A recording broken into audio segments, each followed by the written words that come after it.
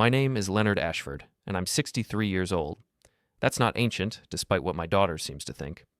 I still work part-time at the hardware store, I volunteer at the library on Tuesdays, and I can fix just about anything with an engine. But none of that matters to Veronica anymore. Dad, I need you to iron these. She dropped the basket of clothes at my feet without looking at me.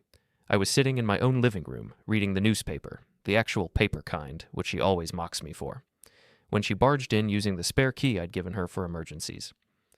Good morning to you too, Ronnie, I said, setting down the paper. She rolled her eyes. It's Veronica. I've told you 1,000,000 times, Dad. Ronnie sounds like a truck driver. I bit back my response. Her mother had chosen that name specifically so we could call her Ronnie. Sarah had said it was strong, friendly. But Sarah had been gone for 4 years now, and with her went most of the warmth in Veronica's heart. I have plans today, I said calmly. I'm meeting Harold at... Dad. She crossed her arms, and I saw that familiar look of impatience cross her face. You're retired. Old people have nothing else to do. Just iron them, okay? I have a presentation at work tomorrow, and Marcus forgot to pick up the dry cleaning. Old people. As if 63 meant I'd already been fitted for a coffin. Marcus was her husband of 2 years, a real estate agent who wore too much cologne and called me Lenny, even though I'd asked him repeatedly not to. They lived in a downtown condo that cost more per month than I'd paid for my entire house 30 years ago. Veronica, I really do have... Dad, please. God, you never want to help me with anything. She was already heading toward the door. Just do it. I'll pick them up tomorrow. And she was gone. I sat there staring at the basket of designer blouses and Marcus's pressed shirts, feeling something cold settle in my chest. Not anger, exactly. More like a realization that had been building for months, maybe years.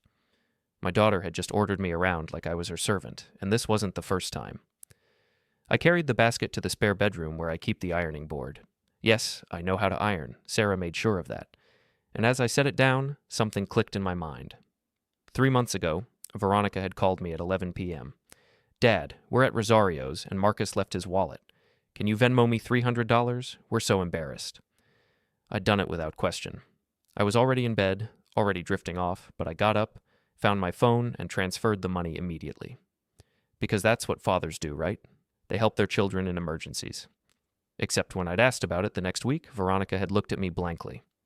About what? The $300 from Rosario's. Oh, right.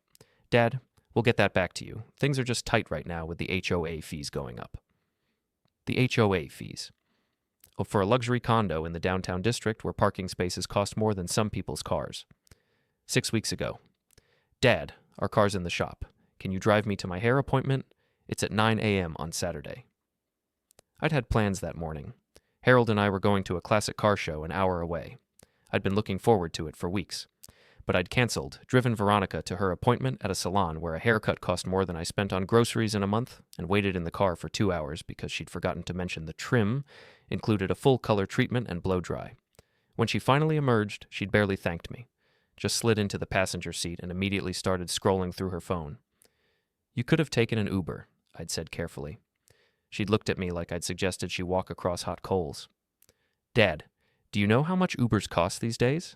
Besides, I thought you'd enjoy spending time together. We'd spent 2 hours in the same space. She'd been on her phone the entire time. 2 weeks ago. Dad, can you watch Biscuit this weekend? We're going to Napa. Biscuit was their nervous terrier who'd peed on my couch twice, chewed through one of Sarah's photo albums that I'd left on the coffee table, and barked at every sound for 48 straight hours. I'd gotten maybe 6 hours of sleep that entire weekend. When they'd returned, Veronica had posted 47 photos on social media, wine tasting, expensive restaurants, a hot air balloon ride. She'd geotagged every location, hashtagged Haibauer Blessed and Haas living our best life. She'd paid me back for dog sitting with a bottle of wine that cost $12. I'd seen the price sticker still on the bottom, and last Tuesday. Dad, we need to borrow $2,000. The bathroom renovation went over budget. You'll get it back by Christmas. I'd asked why the renovation went over budget. She'd gotten defensive. Because we wanted quality, Dad. We're not going to live in some outdated space with builder-grade fixtures. This is an investment in our future. An investment in their future.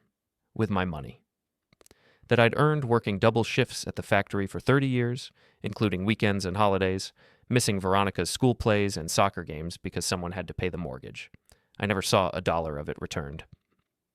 Christmas had come and gone 3 weeks ago. I'd spent it alone, heating up a frozen dinner and watching old movies because Veronica and Marcus had gone to his parents' place in Scottsdale. They'd posted photos of that too. The professionally decorated tree, the matching pajamas, the perfectly plated Christmas dinner. "Sorry we couldn't make it work this year, Dad," she'd texted on Christmas morning. Marcus's mom was so insistent. "You understand?" I'd texted back, "Of course. Merry Christmas, sweetheart." She'd hearted the message and never replied. I stood there holding one of Marcus's shirts, Egyptian cotton, probably cost more than my weekly grocery bill, and something in me shifted. It wasn't a dramatic moment. There was no thunderclap of realization, just a quiet, sad understanding that I'd been a fool. I didn't iron a single piece of clothing that night. Instead, I went to my computer and opened my banking app. I wanted to see exactly how much I'd been helping them. The number made my stomach turn. In the past year alone, $23,400. But it was worse than that. I started going back further. 2 years. 3 years. Ever since Veronica had graduated college and declared she was going to build her dream life in the city. In 3 years, I'd given them over $47,000. Emergency car repairs that probably weren't emergencies. The mechanic had told me as much when I'd asked to see the invoice, and he'd admitted most of the work was cosmetic upgrades. Restaurant bills from places with wait lists and dress codes. Loans that were never repaid, never even mentioned again. The security deposit on their condo that they swore they'd pay back as soon as Marcus's commission check came through. That had been 18 months ago. Marcus's dental work because apparently their insurance didn't cover veneers. Veronica's investment in her friend's boutique that folded in 3 months, leaving me with nothing but a canvas tote bag that said, "Boss Babe." There was more. Birthday gifts I'd bought that were never acknowledged. The time I'd co-signed for their car lease because their credit wasn't good enough. The furniture I'd bought them for their first apartment. The professional photos they'd wanted for their wedding that I couldn't actually afford, but paid for anyway because Veronica had cried and said it was her dream wedding. Her dream wedding. Sarah's funeral had been 6 months before. I'd been underwater with grief, barely functional, signing checks I didn't look at because my daughter said she needed me. $23,400 in 1 year, $47,000 in 3. My pension is comfortable but not extravagant. I get $1,700 a month, plus another $800 from Social Security. My house is paid off, but there's still property tax, utilities, insurance, maintenance. I'd been dipping into my savings, the money Sarah and I had carefully set aside for retirement, for travel, for the life we were supposed to have together. We were going to go to Ireland. Sarah had traced her family back to County Cork and wanted to see the village her great-grandmother came from. We had a whole itinerary planned, bed and breakfasts, coastal drives, castle tours. She died before we could book the flights. I'd kept the money in a separate account labeled Ireland Fund in my banking app.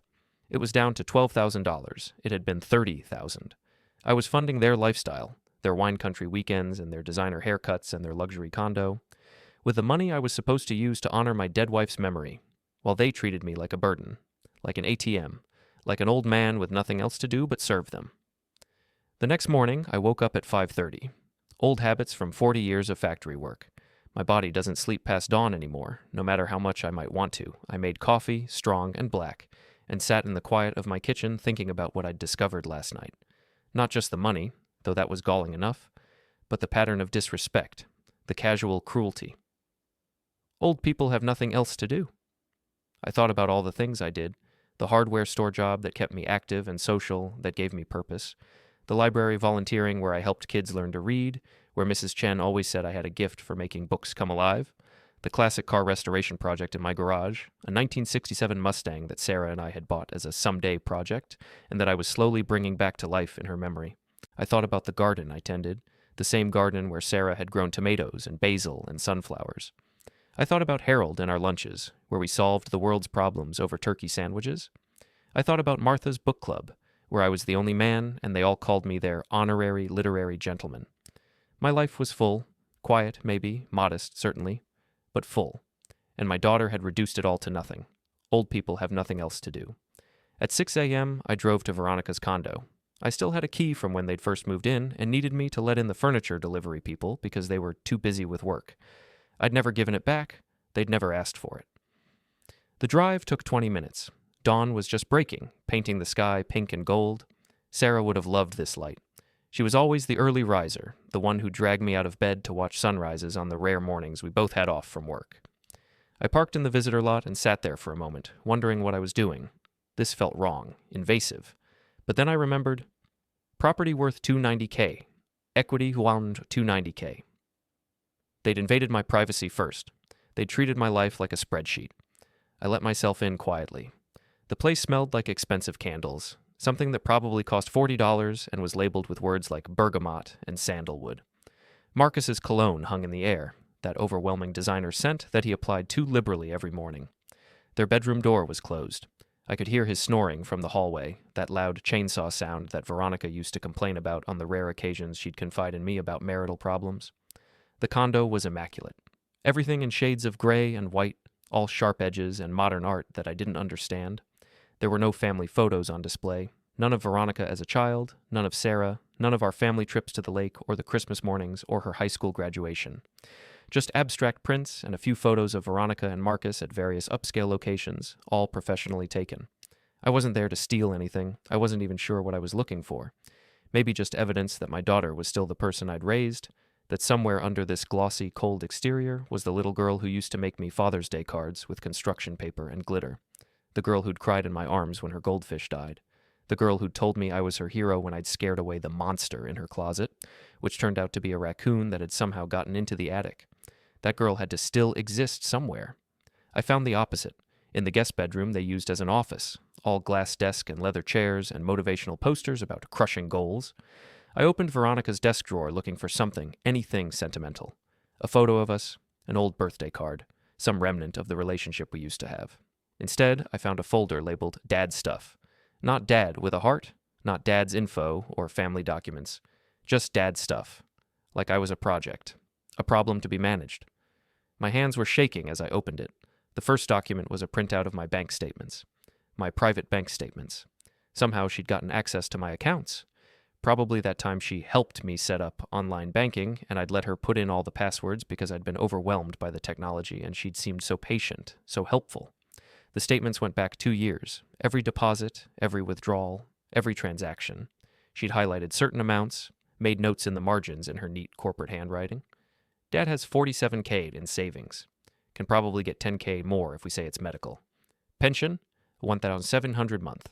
SS, $800 month. Total income, $12,500 month. Property worth $290K. Equity, show $290K. Could pull $100K easy if we need it. Life insurance policy, $150K. Beneficiary, me. My vision blurred. I had to sit down in her expensive office chair, the one that probably cost more than my entire living room set, the one that adjusted with a button press and had lumbar support and ergonomic design. I was a spreadsheet to them, a portfolio, an asset to be managed and eventually liquidated.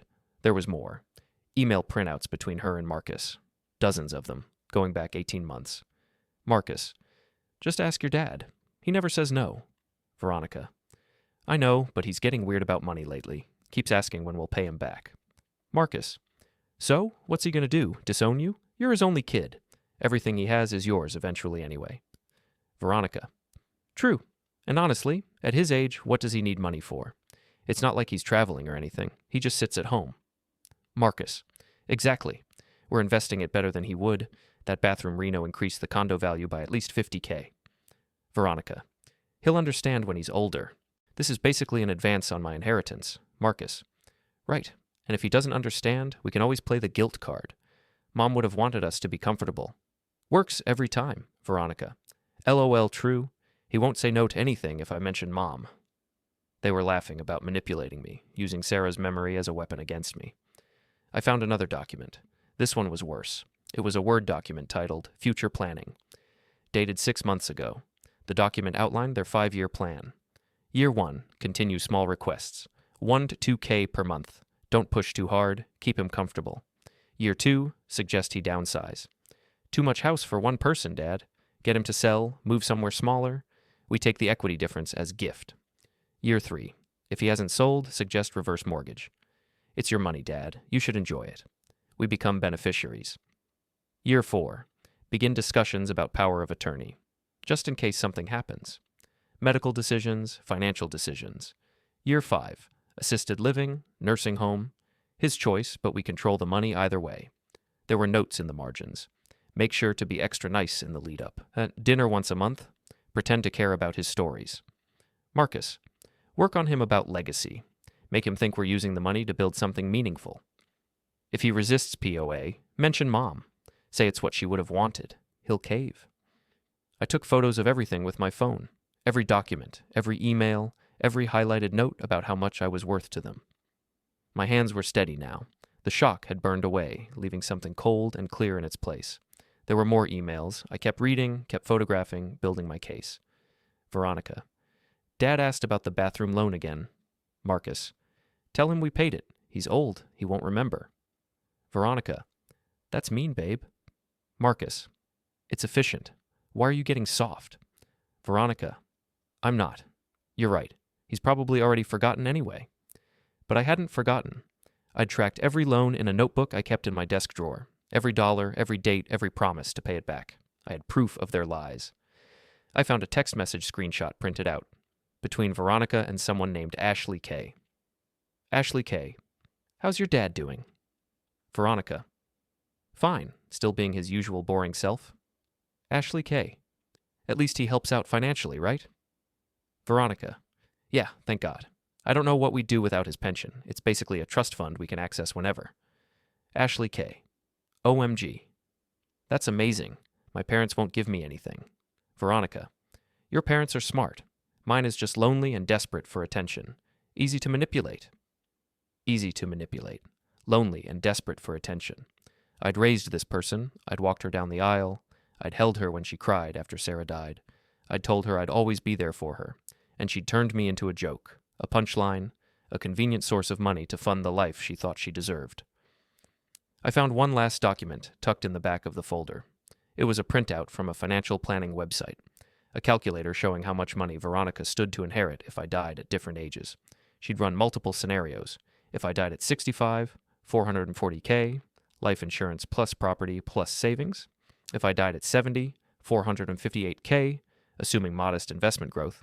If I died at 75, $492K, assuming continued conservative spending.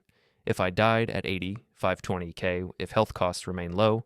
She'd circled the number for age 65. Added a note, sooner is better financially, more time to invest and grow. My daughter had calculated how much she'd gain if I died within 2 years, and had concluded that sooner was better. I sat there in that office, in that expensive chair, in that cold, modern condo that my money had helped furnish, and I felt something inside me die. Not love. That was still there, unfortunately, that stubborn parental love that doesn't know when to quit. But hope. Hope that we could fix this. Hope that she'd wake up one day and remember who she used to be. Hope that I hadn't failed her as a father. All of that died in that moment. I put everything back exactly as I'd found it. The folder in the drawer, the desk organized just as it had been. I even adjusted the chair to the same height I'd found it at. Then I let myself out of the condo, locked the door behind me, and drove home in silence. I was sitting in my living room when Veronica arrived at 8 a.m. to pick up her ironing. She knocked twice, then used her key. Dad, did you finish the... She stopped when she saw me sitting there with the basket of clothes, completely unwrinkled, exactly as she'd left them. You didn't iron them. Her voice was flat. No, I said, I didn't. Dad, I told you I needed them for your presentation. Yes, I remember. I stood up slowly, my knees aching. 63 isn't old, but it isn't young either. Come here, Veronica. I want to show you something. She looked at her watch. A Tag Heuer I'd bought her for her 30th birthday. $2,000 I couldn't really afford but spent anyway because she'd said she'd always wanted one. Dad, I don't have time for... It'll just take a moment. Something in my voice must have registered because she followed me down the hallway to my bedroom. I'd set up my laptop on the dresser, screen already glowing. What is this? She asked impatiently. I pulled up the first photo, her handwriting clear as day. Dad has $47K in savings. Her face went white. I woke you up at dawn, I said quietly, because I found something interesting in your secret drawer. Well, your desk drawer, though I suppose you kept it secret from me. Dad, I can explain. I pulled up the next photo. The email from Marcus. What's he going to do, disown you? This is... She was backing toward the door. You went through my private things? Private things? I felt something break loose in my chest, something that had been holding back for too long. You went through my private bank accounts. You've been tracking my money like I'm some kind of investment portfolio. That's different. You're my father. I have a right to know. You have a right to know nothing. My voice was louder now. I couldn't help it. 4 years of grief, of loneliness, of trying to be everything to this ungrateful stranger who used to be my little girl. You have a right to nothing. Everything I have, I earned. Your mother and I worked for 40 years to build a life, and you think you're entitled to spend it while I'm still breathing? Dad, you're being crazy. This is... I pulled up the final photo. An advance on my inheritance. Your words, Veronica, not mine. Her scream echoed through the house. You had no right! She lunged for the laptop, but I closed it, held it against my chest. You can't just break into my home and... I had a key. You gave it to me, remember? For emergencies. I met her eyes. This felt like an emergency. I'm calling the police? Please do. I was calm now, eerily calm. And while you're at it, explain to them why you have access to my bank accounts, why you've been documenting my assets, why you and your husband discussed my life insurance policy. She froze. That's what I thought, I said. Marcus showed up 20 minutes later, still in his pajama pants and a tank top, fury written across his face. Lenny, what the hell did you do to my wife? I showed her some documents, and it's Leonard. He pushed past me into the house. I didn't try to stop him. Veronica was in the kitchen, mascara streaked down her face, talking frantically on her phone to someone, probably her therapist, or her lawyer. You broke into our home, Marcus said, jabbing a finger at my chest. That's illegal, old man. I had a key. You violated our privacy. Interesting that you're concerned about privacy. I pulled out my phone, showed him one of the photos. Since you and my daughter seem very comfortable violating mine. He grabbed for the phone. I stepped back. I've already backed these up. Cloud storage. My lawyer has copies, too. I didn't have a lawyer yet, but I would by end of business today. Your lawyer? Veronica appeared in the kitchen doorway, her voice hoarse. You're suing us? No, I said. I'm cutting you off. The silence was profound. What? Marcus laughed nervously. Come on, Leonard. We can talk about this. We're family. Family. The word tasted like ash. When did you last treat me like family, Marcus? When did either of you? Dad, don't be dramatic. Veronica tried to compose herself, smoothing down her unwrinkled shirt. So we had some private conversations about finances. Every family does that. It doesn't mean... 3 days ago, you told me old people have nothing else to do. Yesterday, I found out you've been planning how to access my money when I die. I looked at my daughter, really looked at her, and barely recognized the person standing there. Sarah would be ashamed of you. Her face crumpled. Don't you dare bring Mom into this. Your mother and I saved every penny. We delayed retirement, we skipped vacations, we drove old cars, also we could be comfortable in our old age, so I could be comfortable after she was gone. My voice cracked. And you've been treating that sacrifice like it's your personal ATM. Dad, we've always paid you back. Show me. I pulled out my phone again, opened my banking app. Show me one transaction where you've paid me back. One, Veronica. She couldn't. I'm changing my passwords today, all of them. I'm removing you from my accounts. I'm taking back my spare key. I held out my hand. Right now. Dad, you can't. I can. I should have done it a year ago. Marcus stepped between us. Listen, old man, you don't want to do this. Veronica is your only daughter. You cut her off, you die alone. No one to take care of you when you're sick. No one to visit you in whatever nursing home you end up in. Get out of my house. We could have you declared mentally incompetent, Marcus continued, and there was something ugly in his smile now. Elderly man, living alone, making erratic financial decisions. I know a doctor who could evaluate you. Then we'd get power of attorney and... I pulled my phone up again and pressed record. Say that again, I said quietly. The part about having me declared incompetent so you can steal my money. Please, say it again for the recording. Marcus's face went purple. You're insane. Veronica grabbed his arm. Marcus, we're leaving. Dad, when you calm down and realize how crazy you're being, you can call me and apologize. I won't be calling. You'll regret this. She was crying now, real tears. I'm your daughter, your only family. Then act like it. They left, slamming the door hard enough to rattle the windows. I stood in my quiet living room, my phone still recording silence, and felt something I hadn't felt in years. Relief. The call started within hours. First, Veronica, crying. Daddy, please, I'm sorry. I was stressed. I didn't mean any of it. You have to understand, Marcus was pushing me. He made me think, please, Daddy, pick up, please. I didn't answer.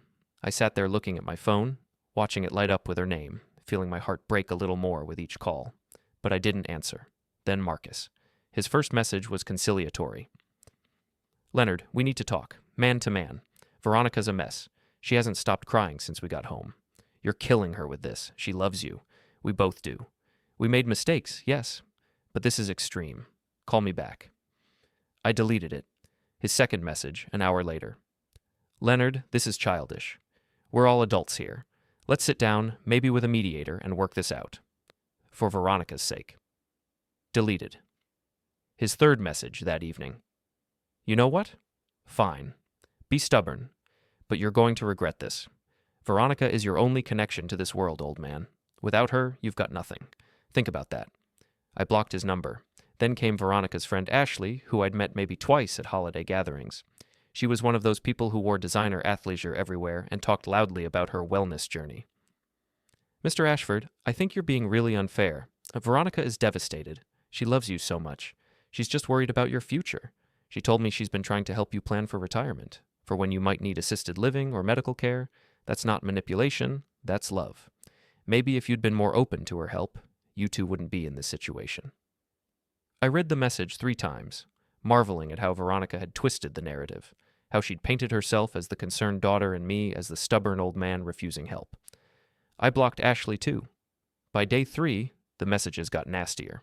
Veronica, you're a selfish old bastard. You know that? Mom would be ashamed of you. She'd hate what you've become. Marcus, enjoy dying alone, Lenny. Hope it was worth it. An unknown number, probably Marcus using someone else's phone. This is elder abuse, you know. Cutting off your family. We could report you. Veronica again. Fine. Die alone. See if we care. We don't need you. We never did. And then, perhaps the most painful. I wish Mom was here instead of you. I sat on my couch reading that last message, and something inside me just stopped hurting. Like I'd reached the bottom of the pain, and there was nowhere left to fall. My daughter wished I was dead instead of her mother. Maybe she was right to wish it. Sarah would have handled this better. Sarah would have seen it coming, would have set boundaries years ago, would have taught Veronica differently somehow. But Sarah wasn't here. I was. And I was doing the best I could with a situation that had no good options. I changed my locks, called a locksmith, paid $200 I could barely afford, and watched as he installed new deadbolts on both doors. When he asked if everything was okay, I must have looked rough. I just nodded and said it was time for an upgrade. I changed every password, my bank accounts, my email, my insurance portals, everything. I used a password manager that Harold recommended and created long, random strings of characters that even I couldn't memorize. Had to look them up every time, but at least I knew Veronica couldn't access them anymore. I went to my bank on Monday morning, the same bank Sarah and I had used for 35 years, where Jennifer, the young woman at the customer service desk, greeted me by name and asked how I was doing. I need to remove someone from my accounts, I said. Her smile faltered. Oh, is everything okay, Mr. Ashford? I showed her one of the photos, the one where Veronica had written, property worth $290K. Equity, Shastradi-Lalder, $290K. Can pull $100K if needed. Jennifer's eyes widened. She scrolled through her computer, reading something I couldn't see. Oh, she said again, but this time with understanding. Oh, Mr. Ashford, I'm so sorry. Can you remove her? Absolutely, right away. She started typing, her perfectly manicured nails clicking on the keyboard. I'm removing her as an authorized user on all accounts. I'm also placing a fraud alert on your accounts. And, she paused, looked at me with genuine concern. I'm going to flag your accounts with a note that only you can make changes. If anyone calls claiming to be you or claiming to have power of attorney, will require in-person verification with 2 forms of ID. Thank you. Mr. Ashford? She leaned forward, lowered her voice. My grandmother went through something similar with my uncle. He took everything, her savings, her house, everything. By the time we found out, there was nothing left. You're doing the right thing. Protect yourself. I felt tears burning in my eyes and blinked them back. Your grandmother, is she okay now? She lives with my parents. She's happy. But she lost a lot more than money. She lost her sense of trust. Jennifer handed me a tissue. Don't lose that, okay? There are still good people in the world. I took the tissue, wiped my eyes, felt embarrassed and grateful in equal measure. The changes took an hour. Jennifer walked me through every step, explaining what she was doing and why. When we were finished, she printed out confirmation documents and put them in a folder for me. "Keep these somewhere safe," she said. "And Mr. Ashford, if your daughter tries to access these accounts or claims she has the right to, we'll contact you immediately, and we'll have security involved if necessary." She wouldn't, I started, then stopped. Would she? A week ago, I would have said no. Now I didn't know what she was capable of. "Better safe than sorry," Jennifer said gently. I also called a lawyer that afternoon. Her name was Patricia Holloway, and she was recommended by Harold, my friend from the hardware store. He'd used her when his son tried to contest his will a few years back. "She's tough," Harold had said. "Doesn't take any crap, and she actually cares about people, not just billable hours." Patricia's office was in a converted Victorian house downtown, painted a cheerful yellow with white trim. The receptionist, an older woman with kind eyes, offered me tea while I waited. Patricia herself was in her 50s, with short silver hair and sharp eyes behind red-framed glasses. She dressed like she meant business. Tailored suit, minimal jewelry, sensible shoes. When she shook my hand, her grip was firm. "Mr. Ashford, Harold speaks highly of you. Please sit." Her office was lined with books. Law references mostly, but also novels and poetry collections. There was a photo on her desk of 2 teenage girls, both smiling. "My daughters," she said, noticing my gaze. "Emma and Sarah. Sarah was my wife's name." Harold mentioned, "I'm sorry for your loss." She settled into her chair across from me. "Now, tell me what's going on." I showed her everything. Every photo, every document, every message. She took notes on a yellow legal pad, her expression growing progressively grimmer. When I finished, she set down her pen and looked at me for a long moment. "Do you want to pursue legal action?" she asked.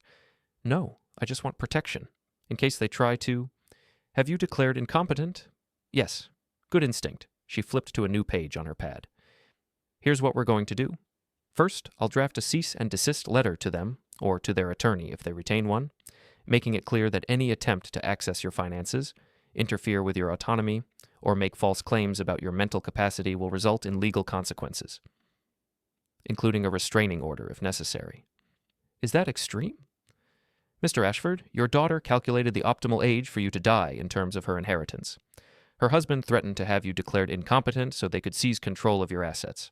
No, this is not extreme. This is self-defense." The words hit hard. Self-defense. Against my own child.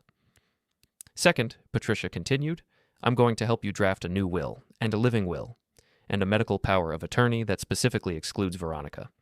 You need documentation that clearly states your wishes and your mental capacity while creating these documents." "I don't want to cut her out of my will." "I'm not suggesting you do. But you need control over your legacy, and you need to ensure that your end-of-life care decisions are made by someone who has your best interests at heart. Who would you trust with that?" I thought about it. "Harold, maybe, or his wife Martha." "Good. We'll set that up. Third," she tapped her pen on the pad, "I'm going to recommend you see a geriatric psychiatrist for an evaluation." "What? No, I'm not." "You're not incompetent, I know that. But not if, when, they try to claim you are, we'll need documentation that says otherwise. A professional evaluation stating that you are of sound mind, capable of managing your affairs and making informed decisions. It's ammunition, Mr. Ashford. Trust me." This feels like I'm going to war with my own daughter. "You're not going to war. You're building a fortress." Patricia's voice was gentle but firm. "And I hope you never need it. I hope Veronica comes to her senses, apologizes, and you two can rebuild your relationship. But if she doesn't, and based on these messages, she might not, you need to be protected." I signed a retainer agreement. Patricia's fees were reasonable, more reasonable than I'd feared. She promised to have the cease and desist letter drafted by end of day. "One more thing," she said as I was leaving. "Change your emergency contacts everywhere. Your doctors, your insurance companies, everywhere Veronica might be listed. Replace her with Harold or someone else you trust." "Won't that look suspicious? Like I'm trying to hide something?" "No, it looks like you're updating your contacts, which is a normal, sensible thing to do." She walked me to the door. "But, Mr. Ashford, I see this more than you'd think. Adult children treating their aging parents like retirement funds. Sometimes it's subtle, sometimes it's aggressive. But it's always devastating. You're doing the right thing." "Then why does it feel so wrong?" "Because you're a parent, and parents are hardwired to protect their children, even when those children are hurting them." She put a hand on my shoulder. "But you matter too. Your well-being matters. Your financial security matters. Don't forget that." I left her office with a folder full of documents to fill out and a strange mixture of relief and sorrow in my chest. Harold invited me to Thanksgiving dinner the following week. We were restocking shelves at the hardware store. I was on a ladder handing down boxes of light bulbs while he organized them by wattage when he brought it up. "Martha's making a turkey and all the fixings," he said, not looking at me, keeping his eyes on the boxes. "We'd love to have you." "I don't want to impose." "Leonard." He looked up now. "You're not imposing. You're family. More family than—" He stopped himself, but I knew what he meant. More family than Veronica. "Martha already set a place for you. She'll be hurt if you don't come." I felt my throat tighten. "Okay, thank you." "Don't thank me. Just bring your appetite. Martha always cooks for an army." That evening, sitting alone in my house, I received an email from Marcus. Not a text, not a call. A formal email with a subject line that read, "Proposal." Subject, "Proposal. Leonard, Veronica, and I have discussed the situation extensively, and we believe we can come to a mutually beneficial arrangement. We understand we may have overstepped some boundaries, and we're willing to acknowledge that. However, we think you're overreacting to what was essentially a private conversation about long-term family financial planning. These discussions are normal in families. We had no intention of doing anything without your knowledge or consent. We propose the following. 1. We will pay back $5,000 of the money we've borrowed over the next 12 months, starting with $500 on the 1st of next month. 2. You will reinstate Veronica's access to your accounts for emergency purposes only. We propose a $5,000 limit that she can access without prior approval. 3. We will attend family therapy together to rebuild trust and improve communication. 4. You will apologize to Veronica for breaking into our home and violating our privacy, and acknowledge that your reaction was disproportionate to the situation. 5. You will not discuss these private matters with anyone outside the immediate family, including Harold and his wife. If you agree to these terms, we can put this unfortunate incident behind us and move forward as a family. We're willing to forget what you did if you're willing to admit you overreacted. If you don't agree, we'll have no choice but to limit our contact with you until you're ready to be reasonable. We can't have this kind of negativity in our lives. It's affecting our health, our work, and our relationship. The choice is yours, Leonard. We hope you'll choose family. Marcus and Veronica. I read it 3 times, each time feeling a different emotion.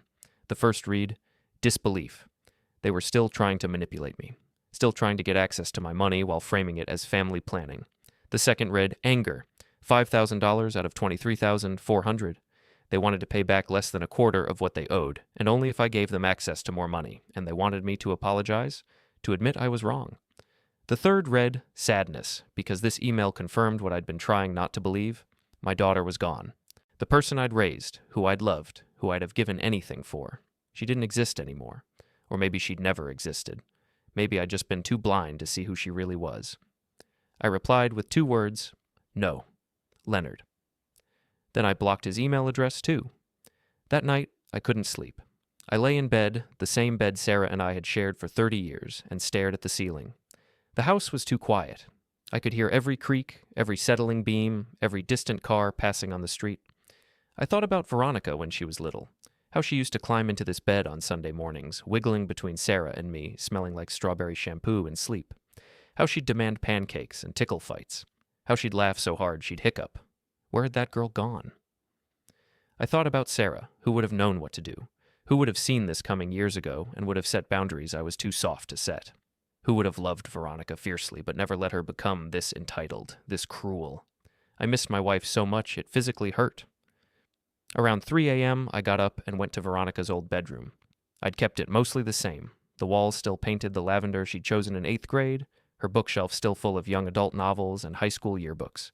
Her desk where she'd done homework, sometimes crying over math problems I couldn't help her with. I pulled out her yearbook from senior year, flipped through the pages. All those signatures from friends, most of whom she didn't talk to anymore. All those inside jokes and promises to stay friends forever. There was a photo section in the back. Most likely to succeed. That was Veronica, grinning next to a boy whose name I couldn't remember. Most likely to make a difference. Also Veronica, this time with her best friend Katie, who'd moved to Oregon after graduation. She'd been so full of potential, so bright. What had happened? Was it me? Had I failed her somehow? Been too lenient, too strict, too focused on work when I should have been home? Or was it just life? Just the slow erosion of values when the world tells you that success means money and status and looking good on social media? I didn't have answers. Just questions and the ache of missing a daughter who was still alive. Thanksgiving at Harold and Martha's was warm, chaotic, and full of laughter. Their 3 kids were there with their spouses and children. The house smelled like rosemary and butter. Someone spilled cranberry sauce on the carpet, and everyone laughed instead of yelling. Martha's daughter-in-law insisted I sit in the comfortable chair, the one by the fireplace. "You're the guest of honor," she said, bringing me a plate piled high with food. "I'm just Harold's co-worker." "You're his friend," Martha corrected, patting my shoulder, "and that makes you family." I almost cried into my mashed potatoes. My phone buzzed during dinner. I ignored it. It buzzed again and again. Finally, after dessert, I checked. 17 missed calls, 9 voicemails, 23 text messages, all from Veronica and Marcus. The messages started polite. "Dad, it's Thanksgiving. Can we please talk?" Then confused. "Dad, are you okay? You're not answering." Then angry. "Answer your phone. This is ridiculous. You're ruining the holiday." And finally, desperate. "Dad, please, we need to talk. It's important. Emergency." I almost called back. Old habits. The word emergency still triggered something paternal in me, some instinct that my child needed me. But then I saw the last message, sent 10 minutes ago. "Fine. We tried. Don't expect anything from us anymore. You're on your own, old man." I put my phone away and went back to the living room where Harold's grandson was showing me his Lego creation. "It's a spaceship," he explained seriously. "It can go to Mars."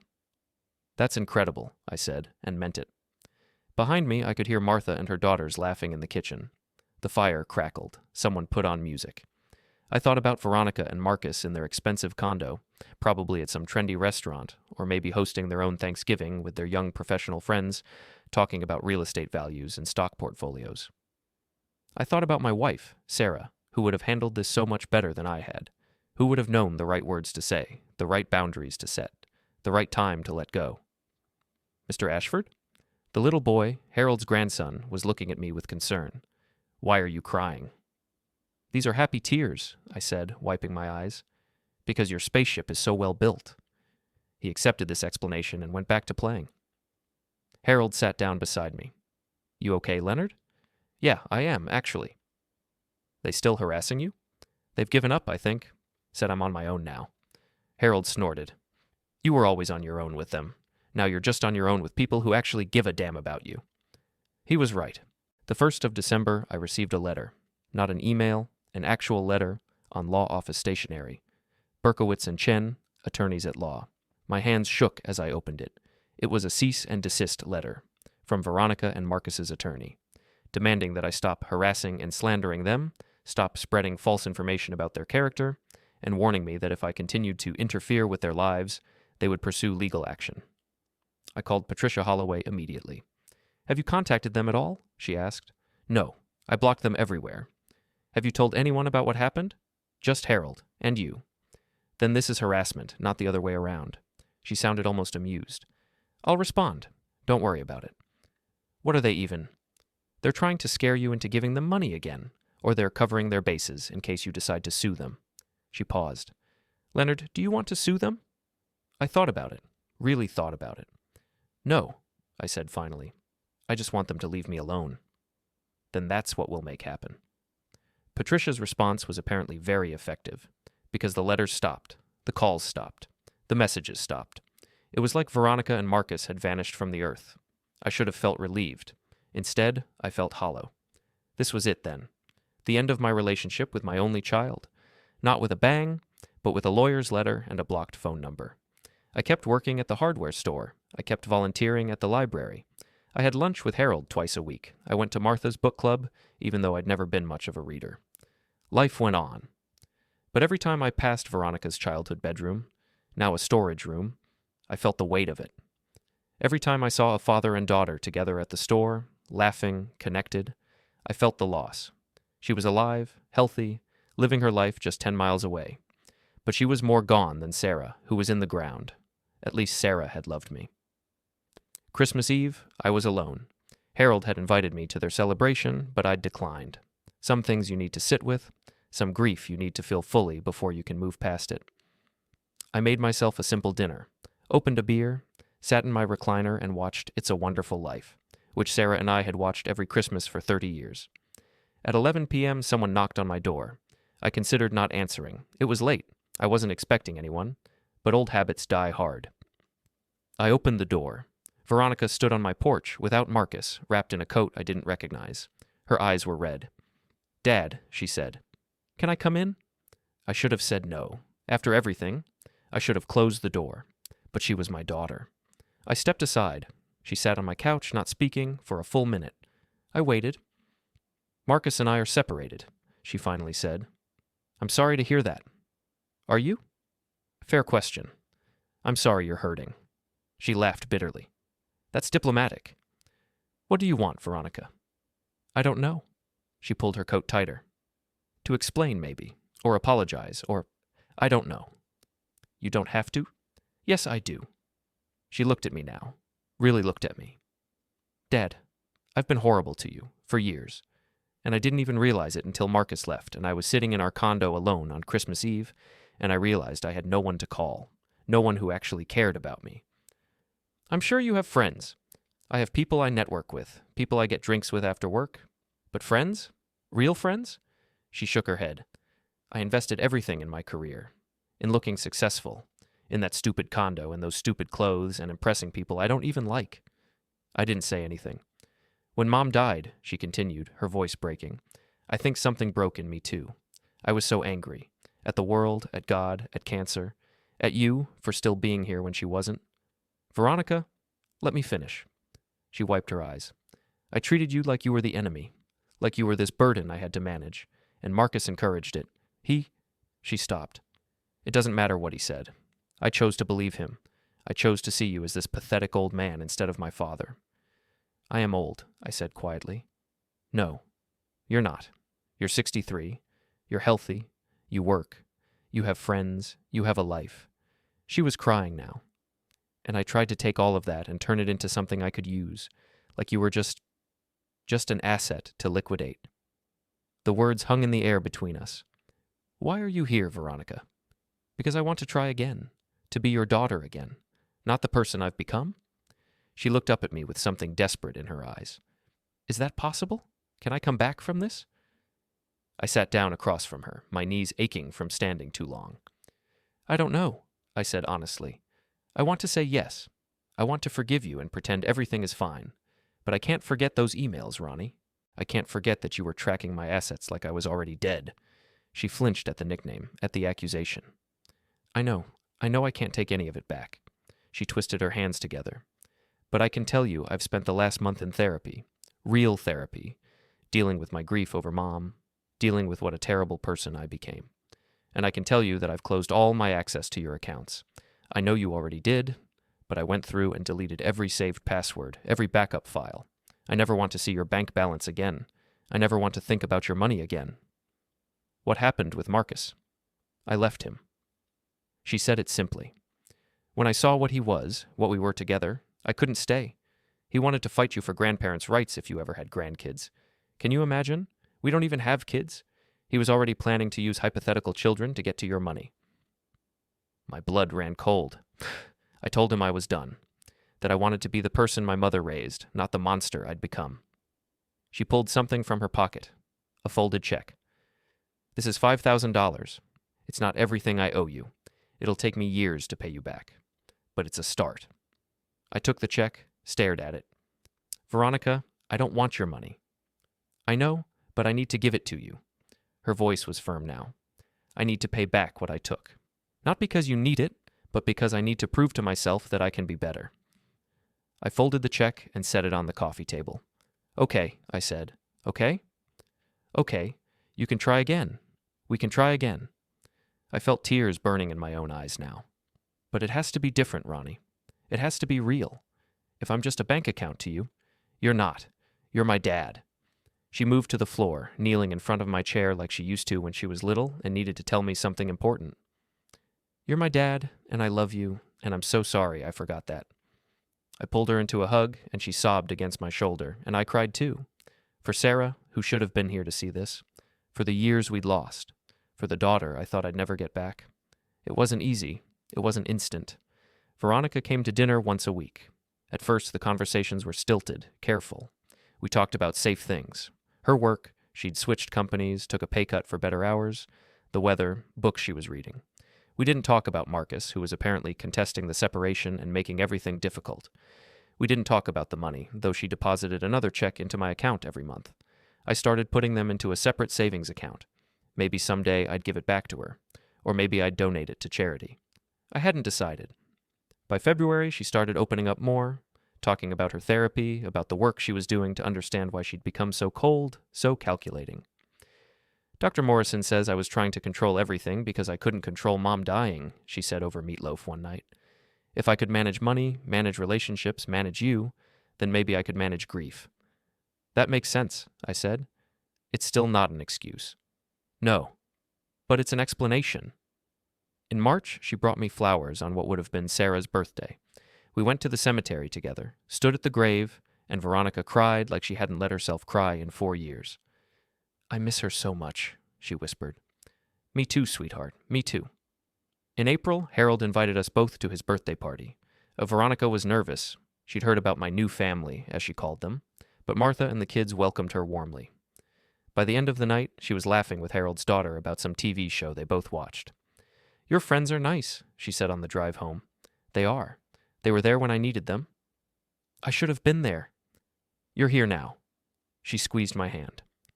In May, I received another letter from Berkowitz and Chen. My stomach dropped. I thought maybe Marcus was escalating things, or maybe Veronica had changed her mind about everything. I opened it with shaking hands. It wasn't from Marcus's lawyer. It was from Marcus. Leonard, you won. Are you happy? Veronica left me. She emptied our joint account. The money I earned, by the way, and moved into some shitty apartment. She quit her job. She's throwing her life away because of your manipulation. You're a bitter old man who couldn't stand to see his daughter happy. You poisoned her against me. You made her think I was using her when I loved her. I gave her everything. I hope you're satisfied. I hope you enjoy your final years alone, because that's what you'll get. Veronica will realize what she gave up. She'll realize you're not worth it, and then you'll have no one. I pity you. Marcus. I read it twice, then did something I wouldn't have done 6 months ago. I laughed. I actually laughed, sitting alone in my kitchen with this pathetic, desperate letter from a man who'd lost his meal ticket. Then I threw it away. By June, Veronica and I had found our rhythm. She came to dinner every Wednesday. We watched Jeopardy together and argued about the answers. She helped me plant tomatoes in the garden. I helped her pick out furniture for her new apartment. Actual affordable furniture, not the designer stuff she'd bankrupted herself for before. Dad, she said one evening, sitting on my porch with lemonade, can I ask you something? Of course. Do you forgive me? I set down my glass. I forgave you at Christmas, Ronnie. No, I mean... She struggled for words. Really forgive me. Not just saying it, but actually letting it go, because sometimes you look at me and I see it. The hurt, and I don't know if we can ever get past that. I don't know either, I admitted, but I'm willing to try. Every day, I choose to try. That's enough, she said quietly. That's more than I deserve. You deserve a second chance. Everyone does. She leaned her head on my shoulder, and we watched the sunset, and it felt like the daughter I'd lost was finally coming home.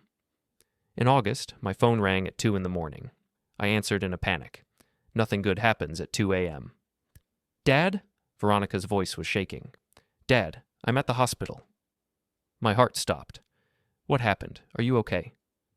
I'm fine. It's Marcus. He was in an accident.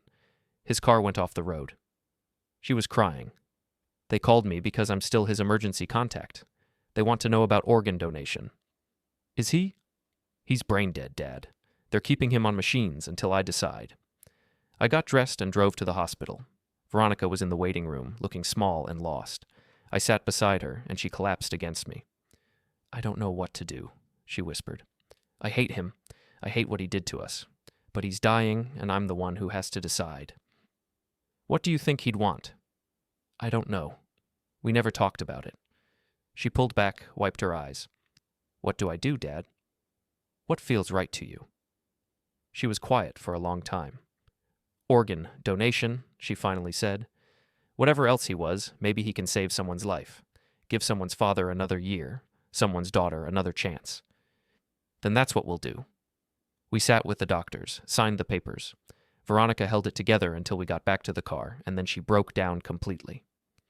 "I feel guilty," she sobbed. "I feel guilty for leaving him. What if he was distracted because of me? What if—" "Stop." I held her face in my hands. "Veronica, listen to me. You are not responsible for his choices. You left because you needed to. That was healthy. That was right. But, no buts. You saved yourself. That's not a crime." She cried in my arms in the hospital parking lot until the sun came up. September was hard. Veronica had to deal with Marcus's family, who blamed her for everything. She had to sort through legal paperwork and insurance claims. She had nightmares. But she came to dinner every Wednesday, and I was there. October. She started smiling again. Really smiling. She'd started painting, something she'd loved in high school but gave up in college because it wasn't practical. Her apartment was full of canvases, bright and messy and alive. "Look," she said, showing me one. "I painted Mom." It was Sarah in the garden, the way I remembered her best, smiling, surrounded by flowers, the sun in her hair. "It's perfect," I said, my voice thick. "I'm giving it to you, for your birthday." "My birthday's not until—" "I know, but I wanted you to have it now, so you can remember she'd be proud of us, for finding our way back." I hung it over the fireplace that night. This year, Harold and Martha invited us both to Thanksgiving. "Both?" Veronica asked when I told her. "Yes, both, as a family." She smiled, that genuine smile I'd missed for so long. I'd like that. Thanksgiving was chaos again. Harold's grandson, now a year older, showed Veronica his new Lego set. Martha's daughter-in-law insisted Veronica sit by the fire. There was too much food. Someone spilled gravy. Everyone laughed. During dinner, Harold raised his glass. "To family," he said. "Not just the one we're born with, but the one we choose. And to second chances." "To second chances," everyone echoed. Veronica squeezed my hand under the table. After dinner, we stood on the porch together, watching the stars come out. "Dad?" she said quietly. "Yeah?" "Thank you for not giving up on me. Thank you for coming back. I love you." "I love you too, Ronnie." And this time, when she hugged me, it felt like she meant it.